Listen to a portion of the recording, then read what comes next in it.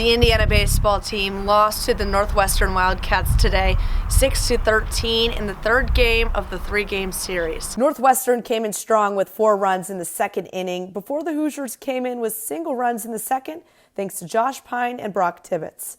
In the third, with 2 outs, Matthew Ellis, Mr. Big Country, hits a solo home run, his 12th of the season, and now making him tied for the 3rd most home runs in the NCAA.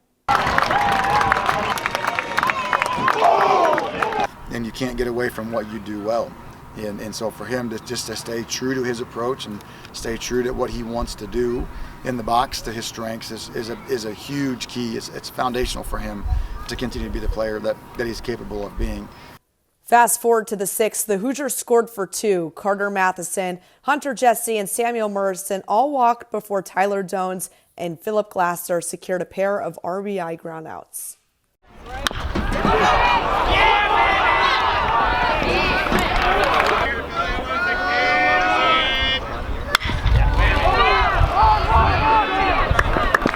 Later, the Hoosiers scored 1 in the 7th and 1 in the 9th. However, Northwestern stayed persistent, putting up 7 runs within the 4th and the 7th innings, plus at the top of the 9th, adding on 2 outs and a 2-run home run by Ethan O'Donnell, the Big Ten Player of the Week, and he is a powerhouse for the Wildcats. But according to IU head coach Jeff Mercer, they tried to manage him, but they just could not.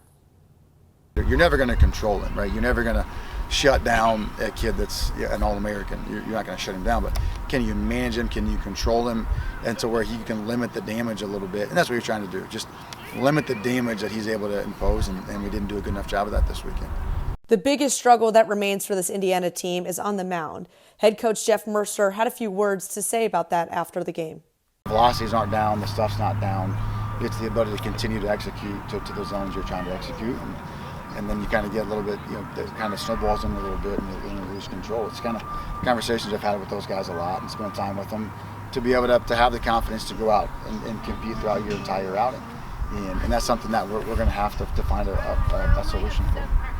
Next, the Hoosiers traveled to Evansville on Tuesday for a single game against the Purple Aces before heading back into Big Ten play this weekend against no other than state rivals Purdue for a 3-game series in West Lafayette.